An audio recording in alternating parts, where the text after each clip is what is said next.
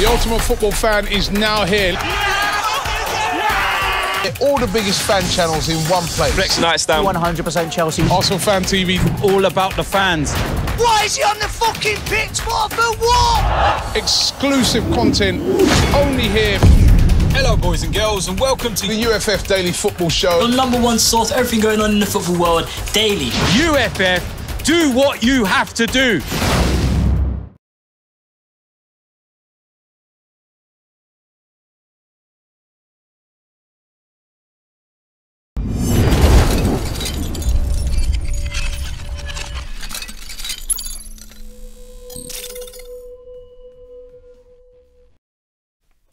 Hello, good evening and welcome to FanPark Live Head to Head in association with history. We're talking about some of the World Cup's most iconic football kits. It's a big part of football kits. Joined tonight by Rahman. I did it wrong again. I told you, so I get nervous and I've got to say that. You introduce everyone to yourself. I'm Ramon, from Neek Sports. I literally said, it's Ramon. Comes on, Raman. I get Jay's name wrong every night. I can't even remember what his name is when we go live. It's so embarrassing, but there we go. Yes, football kits. Yeah. Often not spoken of. We know, obviously, winning games and great-looking football, superstar players, they dominate the conversation. Yeah. But football kits play a big part, right? Yeah, they do. They're massive. I mean, when we get excited about things like the World Cup and the Euros and other events, the first thing we want to know is who's wearing what kit, what colours the kit's going to be this year, what colours. There's talk on social media about new kits every year. Every Premier League team gets a new kit, so it's a big part of it.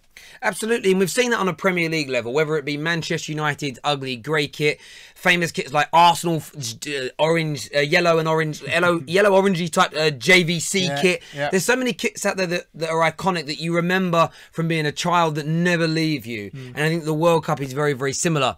Remember, we're bringing this to you in association with history as of the 28th of May, 14 days consecutive, 24 hours a day on their channel. Okay, of football films and documentaries in the lead up to the biggest competition in the world relating to football. That is the World Cup. Hashtag history of football. And that's why we're bringing you a lot of these head-to-head debate shows. And tonight, as I say, we're looking at the iconic football kits. You can get involved by giving us a call on 0203 606 0315. We want to hear your views and your opinions over the course of the next sort of 15 to 20 minutes. But I'll come to yourself first. When you think about it, you brought a kit with you, did you? Yeah, I did. This is an iconic kit. Let's see, without even telling anyone, let's see if we'll look at the comments, see if anyone names what country this is just by looking at it. I know there is a badge. I probably won't be able to see the badge through the camera from there, but I want to know if you guys know what country that is, and then we'll see if the comments come through in a few moments. We'll see if people can guess what country that is. Massive. And also what year? Yeah, what year? Yeah, that's a great one as well. What year that team and that nation played in the World Cup, and obviously, of course, what country that belongs to. That's going to be massively important. But yeah, we want your phone calls. We want you guys to come on and get involved. We've obviously got the list of different kits and things on here that we want to get up. And just as I need my laptop to work to give me these kits, it does appear that my laptop is frozen. That's exactly what you want when technology goes wrong, when you're live on the air. But we're going to put the live kits up on the screen in front of you. Jay's going to be able to do that now. And there are a few that we picked out tonight. Yeah. One that's on there, one of the first ones, we've chosen a kit from 1978. Yeah. But it may not be it's never sort of flamboyant. It's never got any crazy designs. But if you see this kit, you see it anywhere. And Argentina's. Yeah. The white kit with the blue stripes. Is that a kit that no matter where you are in the world, do you think you recognise that? That's the thing, and I think what a lot of countries do tend to, and obviously we're going to see a few today, but some of they tend to stick to what they know. So when you see it, you automatically think of a country, and Argentina definitely have it. You know, if you see blue and white stripes, that's Argentina. That's going to be one of the biggest countries to watch out for in the World Cup. So their kit stands out for me as you know who they're going to be when they're running at you. When Lionel Messi's running at you in that blue and white kit, you know that's Argentina. So that's one of the kits for me, and especially the 1978 kit. It just stands out as that's Argentina. Yeah, it's the thick stripes that year as well. Yeah. It was a very, very popular kit in its time. It really, really was. Yeah. I suppose the other nation that stands out that's also on the list tonight, and I don't really think their kit's changed. The most successful club at the World Cup, Brazil. Yeah. Some people call it gold, some people call it yellow, some people call it. I've literally heard people. I don't think it's orange, but I call it gold. I think it's a gold kit. They deserve it for the flamboyant football they play. Yeah. That's another scary kit as well. Yeah. Do you think players even, that you look at that kit, you're lining up, your national anthem does, you're shaking hands, and then you're just seeing whether it was Pele or Rivaldo, Ronaldo, or this time it'd be Neymar walking past you in that gold kit with the blue badge. What memories does the Brazil kit bring back for you as a football fan? I think it's like, again, one of those iconic kits. When you line up against Brazil, and I could probably think back to the days of when Michael Owen must have lined up in his first World Cup against Brazil, and seeing the players lining up next to you of Ronaldinho and Ronaldo and that sort of famous generation for Brazil. You think, that's a scary force to kind of come against. You know, you're finally here, the white of England, the red against the yellow of Brazil, or the blue of Brazil. At the time, and you just know that you're going to be in for a fight. You know, you're going to be in for some flair. And the one thing that Brazil do tend to have that change in the kit is the number of stars, because each one represents a World Cup, and they're never far off winning another one and putting another star on that kit. No, that's very true. We've got one of the kits here. Hopefully Jay's got the kits up on the screen circulating as we're talking. Yeah. But we've got the one of the Brazil kits up here. This is from 1986, the one that's up on the screen. And that, for me, with the green collar as well, stands out as one that I didn't remember this World Cup. I was 1 year old, but I wasn't even there. one that's one that stands out. I've also put another kit on there from 1982. Yeah. Now, England's kits, again, if you're born and bred in England, you remember the red kit from 1966. Yeah. But one kit that stands out as being awful, in my view, is the one from 1982. If you've never seen it before, it was kind of the away kit. It was meant to represent the Union Jack. It had red, white, and blue in it. Yeah. And it didn't go down very well because it was England. Yeah. And, you know, no disrespect to the other home nations, but when it's England, you wear red to represent the stripe, or you wear white to represent the white part of the flag. Yeah. Having the blue on there as well, it didn't go down particularly well. And yeah, what's your views on that England kit? Yeah, it's weird because it's like they've gone for a sort of more like a Union Jack sort of style kit, where they've kind of incorporated the blue into it and the back. And it's weird because this is England, not Great Britain, so it was a sort of a weird mix that they did at that time. Funny enough, it's never come back. No, that's how you would know if it was a really bad kit. Exactly. It never comes back. And then some of the more flamboyant designs as well. And I think there's. Oh, people a bit. Yeah, I haven't been able to get back to the comments because my laptop crashed. But a lot of people picked Jamaica. Yeah. What year? What year, people? What year was that? 98, maybe. We'll let you know a bit later if it's 98 or not. But you got to remember this kit. This was from, I think, 2002. Yeah. Cameroon. The sleeveless. So the sleeveless shirts, and you'll see in the photo we have, they all had to wear black t-shirts underneath because they wore it sleeveless at the African nations, and it was kind of like, wow, it's like a basketball top. Yeah. It had quite a good reaction from supporters, but FIFA deemed it illegal. Yeah, and they made them wear additional t-shirts. But what do you think of the sleeveless shirt? Yeah, it's weird because I remember at the time FIFA was saying there was no legal rule in place at the time, you know, but they just said, no, we're making it illegal. It's not fair. You have to wear, you're wearing vests and everyone else is wearing shirts, so we've made it illegal, and you can't wear it anymore. So I think it's quite funny what they did. You know what? Instead of designing a whole new shirt, we're just gonna put the black sleeves on it, or put underneath and just. It's one of them weird rules. I can't understand why. Yeah. There's, for me, someone showing off their shoulder makes no logical sense why you would ban that. It was a different way of doing things. Yeah. You know, they let you have a long sleeve and half your arm showing. Yeah. I mean, go back to the 70s and that. The shorts were pretty short. The shorts in them days were quite revealing. Like these shorts were like hot pants. So that was deemed absolutely fine and dandy for people to do. Yeah. Yeah.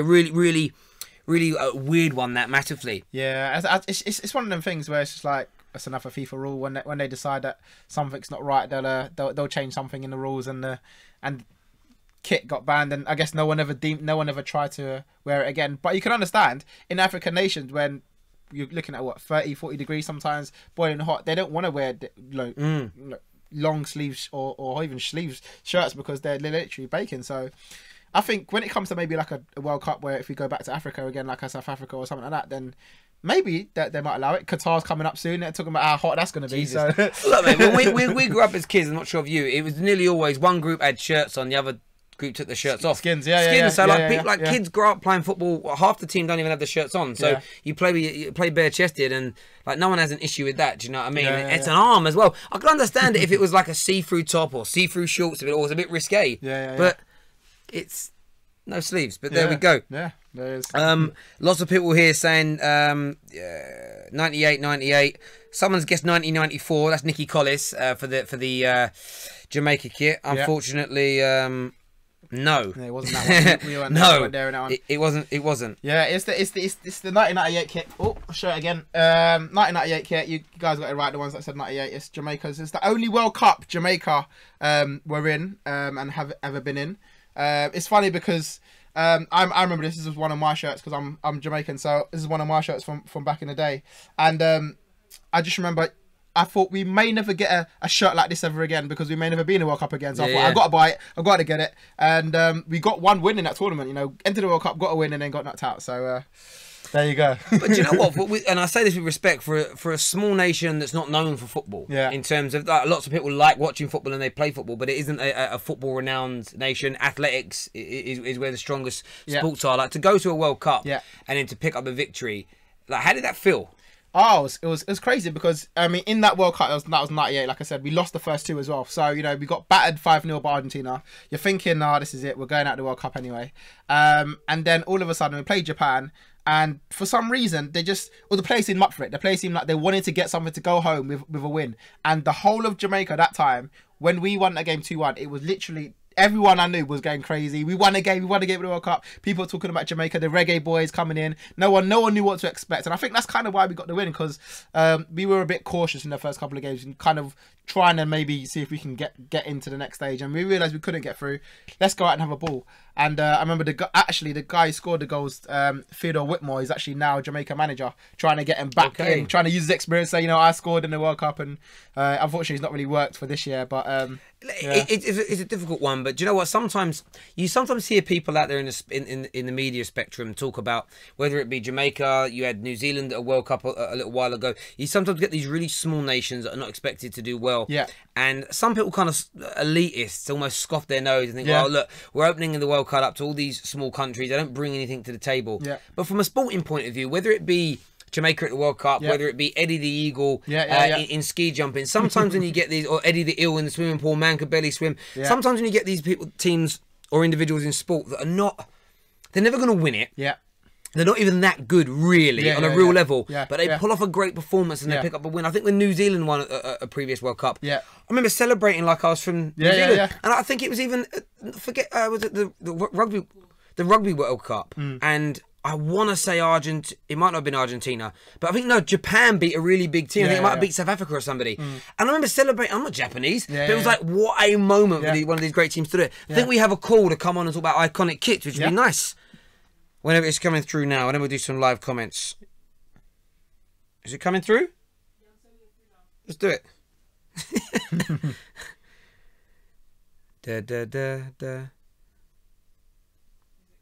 No, it would ring. Ain't got a call yet, but maybe there's no call. But let's take a look at some of these kits. What? And another kit that's not going to be there this year, and they've had some iconic kits. The one I've picked was the 1998 kit, but Holland or the Netherlands, depending on where you are. But bright, luminous orange. You know it everywhere. Yeah, again, that's another one of those kits. You know, if there's a country wearing orange, you know it's going to be Holland or Netherlands, as you say. Yeah. Jay, that didn't come through.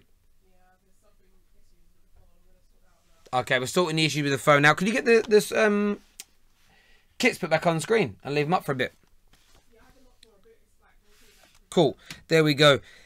You got Peru's kit as well, which again a lot of people wouldn't have seen Peru at a World Cup. Like they were the last, I think, in 2014, but it was a long time sort of in between. Early 70s there with their sort of stripy kit as well. So we mentioned Cameroon's already. A couple that stand out to me as well though. Croatia, we'll touch on first. Obviously, always with the Czechs. Again, another nation where the kits, it's kind of, I don't know why they're ugly, but I like them. Do you get what I mean? I think with Croatia, they just kind of just threw their flag on their kit, didn't they? They kind of just said, you know what, let's just put most of the shirt with our flag on it and make it a bit checker, give it a bit of a design, let it stand out, let people remember it. We're in the World Cup. Let's just make it flamboyant as we possibly can. Which is a strange one because we've got the American kit from 1994's up, and it was basically that the shorts and the top had the stars over them and the colour of the flag. And I was listening to a radio show the other day, and they were talking about how kits aren't meant to have. It's like the badge. You change your badge. You're not meant to have your nation's flag on your kits. Oh, really? Is it? Okay. Because you're not meant to have any national, political, any kind of message. Which is weird. Then why they let you have national anthems. But anyway, so the Croatia one and the America kits, because they kind of represent the flags. it's just FIFA surprised me sometimes how they let some rules slip for certain nations. But well, I mean, what do you make of that kit from '94? The American. If you haven't seen it, just Google Team USA World Cup 1994 and look at this kit. It's again, it's weird because I mean, like I said, the other countries, the Holland, Brazil, and Argentina. You remember those kits when I'm running at you. For this one, you'd be like, this is a bit of a weird kit. This is it's like USA throwing again half of their flag into the kit and designing it, and I don't think it looks very good. I mean, there's not many kits where I think that's a terrible kit, but that one for USA, I think that one goes down as a failed kit, as I say. And again, you know it's failed when they don't come back, and you've never seen one like that. It never ever returned. Another real famous kit is all Germany's. This was, I think it was 1990 when they knocked England out in the semi-finals. But it was that sort of the black. The black, red, and again, I want to say orange. Really, is a colour that stands out to me. Black, red, and orange striped across their kit. Again, one that you just see that, and Germany. No confusion. The colours, it's iconic, and Germany always do well as well. So you always see their kit lots at a World Cup because they win so many games. And I think one interesting thing with that kit is that I think apparently for 8 years before that, it was literally just black and white. So they always kept this trend of just either going black or white on the top half for home and away. And then that year, the 1990, they thought, let's put a little design on it. And obviously they won the World Cup, and ever since they've had that little sort of red, black, orange, yellowish design on it since then. Cool. So and a little bit of trivia for anybody watching: Germany away kit is now green. Okay, so the trivia is, I want to see in the comments if anyone can tell me why do Germany play. Why is their away kit green? There is a legitimate answer to why they use a green away kit, and I'll reveal it nearer the end. I think Jay's sending me through the number of the individual that was trying to call. We've got problems here with the phone, so I'm going to dial out to this person. Bear with me a second while I do this. As you can see, when we get technical issues, we'll always try and find a way to get someone on the air. Hopefully they'll answer and they're happy to speak. There we go, it's ringing. We've got some progress. This is it. Hello. Hello, it's FanPark Live here. What's your name? Neeks. Oh, it's Neek. Why didn't you tell us it was Neeks? That would have really just helped. And I've got his number on my phone. I could have just called him Jay. Do you know what? I love Jay to bits, but sometimes I don't know what goes. If he had a brain, sometimes he'd be dangerous. Neeks, what's going on, bro? Yeah, you not doing Terry, man? You good? Yeah, we're good, man. We're good. I want to talk, obviously iconic kits. I think you mentioned two. One, obviously, Ramon's got the kit in the studio, 1998 Jamaica. Me being half Jamaican, my family. I think, as Ramon said, we're not unlikely, but we don't know when we're going to see Jamaica back in the World Cup. So when Robbie scored that first goal against Croatia, the equaliser just before half time, it sent the nation mad. All the supporters, it was crazy. We thought we actually had a chance of, coming out of the group. It wasn't to be, but I still got pictures of my wall of the Jamaica team lined up on the turf for the first game. The likes of Dion Burton, who played for Derby County, obviously Robbie at Wimbledon, Theodore Whitmore he mentioned as well. So I think for me, that's one of the iconic kits, and it's the same to do with Trinidad. 2006. That's where my other side of my family is from, and it's going to be tough to get us back into the World Cup again. But that kit, obviously our flag is the red, black, and white, and that is the kit. It's all black, also all red with the black and white stripes. And we played England in the group, and that was a massive game, obviously for us Trinidadians living in England. It was a massive game. We lost it, but it was, it still brings back memories. But for me, as a pure kit, without the match or the circumstances affecting it, I think the Cameroon 2002, which was mentioned, obviously the sleeveless jersey, and they had to put, I think it was actually sleeves that they just added to their arms as opposed to a t-shirt underneath. I think it was. Oh, was it? So okay. You can actually see sometimes where the sleeve came away from the sleeveless jersey, and I think it's ingenuity because, as you said, FIFA banned it. They couldn't wear that jersey, the vest as it was. And they said, okay, well, we'll just make it look like a t-shirt. And even though, again, they didn't get out of the group, but seeing the likes of Eto and them man running around in what was a vest with it was like two captains' armbands on either side. I think that's what the World Cup's about. You see, there's so much things about the World Cup you see that's new. Roger Miller running to the corner flag and doing his dance. Yeah. Paul Gascoigne's celebration with the waterboarders. All those iconic moments. And I think the fact that you're going to change a vest into a football shirt, just like that, I think that just is the World Cup in a nutshell. Mate, really appreciate the call. Thank you very, very much. Thank you. Cheers, man. Speak to you soon, Nick. See you later, mate. All right, bye. So a few people on here kind of got closer. I think some people have Googled it and found out. So the reason that Germany wear green, some people say is it because of East and West Germany. No. The reason that I was told by a football historian is because in 1951, Ireland were the first team post the Second World War that agreed to play Germany in a football match. Right. So they did it as an honour to Ireland to say thank you for, obviously, we'd done some, as a nation, we'd done some really bad things a few years prior, and it was the first team. It was like an honour to Ireland to turn around and say, which I think is quite a nice gesture. In many ways, do you know what I mean? Like in terms of it's a big thing because obviously the country was trying to move on from them. The political party was gone. It was, and they were a different Germany then. So very much part and parcel of that. And it's those, I think, those small things with football. And I remember once I was watching. Remember Trans World Sport? Used to come on on a Saturday morning. I remember watching once, and there was an under 15 game between a group of a team of Palestinians, not Palestinians, people that are from Palestine. Is that what you say? Palestinians? Yeah, Palestinians. Yeah. That's the right word, right? Palestinians on one side and Israelis on another. And they showed you like sort of 20 minutes, about 5 minutes of the game all edited up. But they all got on, they shook hands, and it was almost like, look at that sport. They kind of they get on and they're happy, and I like seeing those kind of moments in football where there's certain nations that maybe have a bit of a checkered past, play games, and it's nice to see. Do you know what I mean? So it really, really is. Matthew Googled it. It's an awesome discovery. Yeah, definitely. Some people's answers, I can tell they've copied and pasted it. That's why, because I can tell you've copied and pasted it because I see your comments all the time and none of you speak like that. It really isn't. So if you were to, before we end the show, because we're not going to debate which one was the best, I think everyone's got their reasons. Which kit from this forthcoming World Cup do you think could stand out to be the most iconic? For me, so far, it's the Nigerian kit. I don't know if you've seen it. I agree. Yeah. It's flamboyant. You know, it's definitely one of those ones where we might do the show in 10 years' time and look back and say that Nigerian kit goes down as an iconic kit. We obviously don't know what's going to happen now, but you know that one is bright green. You know, with like a white stripes, and then they got black and white on the arms. It's weird because Nigeria tend to stick to their sort of quite plain green or plain white of kits, and this year they've gone to try and be a bit flamboyant. We've got people like Iwobi wearing the kits and making it all quite trendy, and I think this is what it is. It's become quite a trend and quite fashionable. The kit label, I think in this one maybe Adidas designed the kits to try and make it stand out so that you might remember it. And also, I've got a lot of Nigerian fans that want to buy it just because.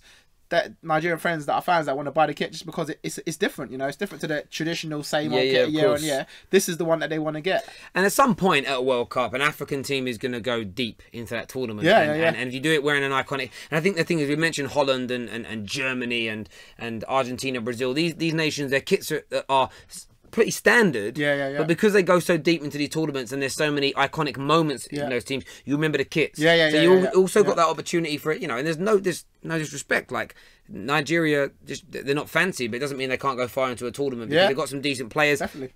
And it always depends how you turn up and how you perform as a team. But sorry, what was that, Jay? Nothing. Oh, sorry, I thought Jay said something. Listen, but that brings us to the end of today's show. Really appreciate you all tuning in as ever. Remember to check out the description below and look at the 24/7 hashtag history of football, brought to you by History, that's starting on the 28th of May. We're back tomorrow night, 10 PM. What's the debate tomorrow night, Jay? I know what it is. I'm just testing that our producer knows, you see. He should know these things. He's been a very busy man. He was saying to me, can we please get this done early today so I can go home and get to bed? He's a sleepy boy. What is it? Yes. We're debating tomorrow night which is the best World Cup nation, Brazil or Italy. There we go. That's going to be an interesting debate. But some people just go, oh, Brazil because they won more. But we'll delve into that in a bit more detail tomorrow night, 10 PM. Thank you very much for coming on, mate. Really appreciate the chat. It's nice chatting a bit of kits. No debate as such tonight because we just thought we'd share the beauty of some of these kits. Everyone take care. God bless, and we'll see you all again very, very soon. See ya.